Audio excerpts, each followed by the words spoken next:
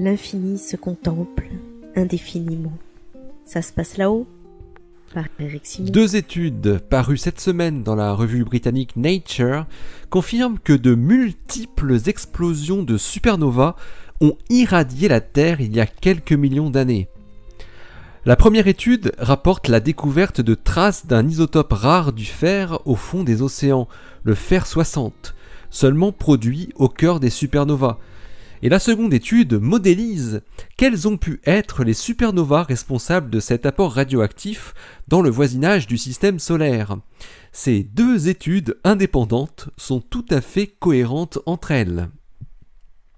Dieter Breitschwert du Berlin Institute of Technology et ses collaborateurs ont modélisé ce que les chercheurs appellent la bulle locale, une région de gaz chaud large de 600 années-lumière qui semble entourer le système solaire. Les astrophysiciens allemands, grâce à la modélisation de la distribution spatiale du fer 60, ont trouvé que cette vaste structure a dû être produite par l'explosion d'un grand nombre de supernovas par effondrement de cœur, des supernovas de type 2, entre 14 et 20 supernovas faisant toutes partie d'un même groupe d'étoiles en mouvement. Ils parviennent à estimer non seulement quelles étaient leur masse et leur position exacte, mais aussi les quantités de fer 60 qui ont été injectées au sein du système solaire au cours de son mouvement à proximité du lieu des explosions. Les 2 explosions de supernovas les plus récentes, modélisées par Breitschwert et al., datent respectivement de 1,5 et 2,3 millions d'années. Le fer 60 est un isotope du fer qui comporte 4 neutrons en plus par rapport à l'isotope le plus abondant naturellement et stable, le fer 56. Il n'est produit que lors de l'explosion d'une supernova quand le cœur de fer capture des neutrons rapides et thermiques successivement. Le fer 60 est radioactif, émetteur bêta-gamma, avec une demi-vie, c'est-à-dire la durée durant laquelle la moitié des noyaux a subi une désintégration, de 2,6 millions d'années. Les premières traces de fer 60 sur Terre ont été trouvées en 1999 sur le plancher océanique du Pacifique. Elles indiquaient un âge du dépôt d'environ 2 millions d'années. Mais de nouvelles mesures de fer 60 sont rapportées cette semaine dans le même numéro de Nature. Cette fois-ci beaucoup plus nombreuses, avec 120 échantillons rapportés et disséminés sur de nombreux points du globe, dans les océans Indien, Pacifique et Atlantique.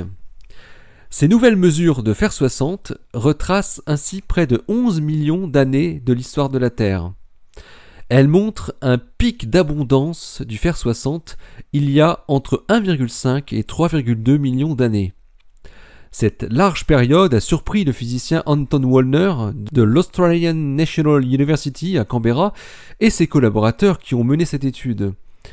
L'équipe de Wallner trouve également une forte abondance de l'isotope 60 du fer, plutôt entre 6,5 et 8,7 millions d'années. Mais c'est le premier dépôt qui semble le mieux correspondre à la modélisation de l'équipe de Dieter Breitschwert.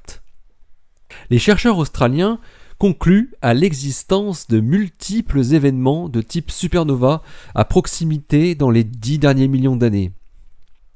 De plus, les 2 équipes, à partir de leurs résultats, des simulations pour l'un et des mesures pour l'autre, calculent la distance qui devait être celle des supernovas et tombent sur la même valeur, 300 années-lumière au maximum.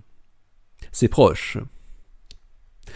La date présumée de cette série de supernovas correspond, sans que l'on puisse faire une corrélation encore à ce stade, à un événement sur Terre qui correspond à un refroidissement général du climat et le passage du Pliocène au Pléistocène, il y a environ 2,5 millions d'années.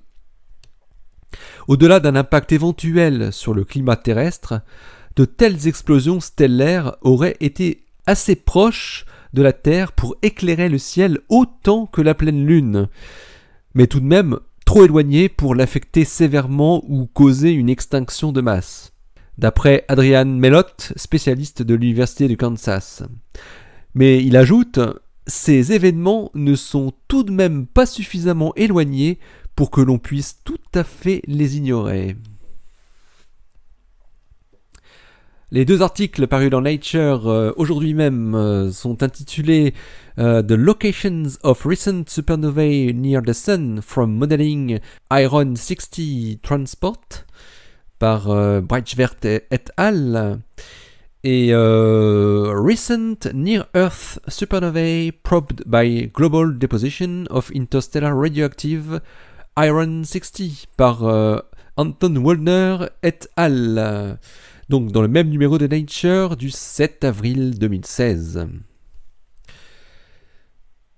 À très bientôt sur Ça se passe là-haut, sur le www.ça-se-passe-là-haut.fr, le blog où l'univers se contemple indéfiniment. Ce podcast est à retrouver sur iTunes, sur podcloud.fr ainsi que sur YouTube. A très bientôt, d'ici la prochaine, portez-vous bien, restez bien les yeux au ciel et les pieds sur terre.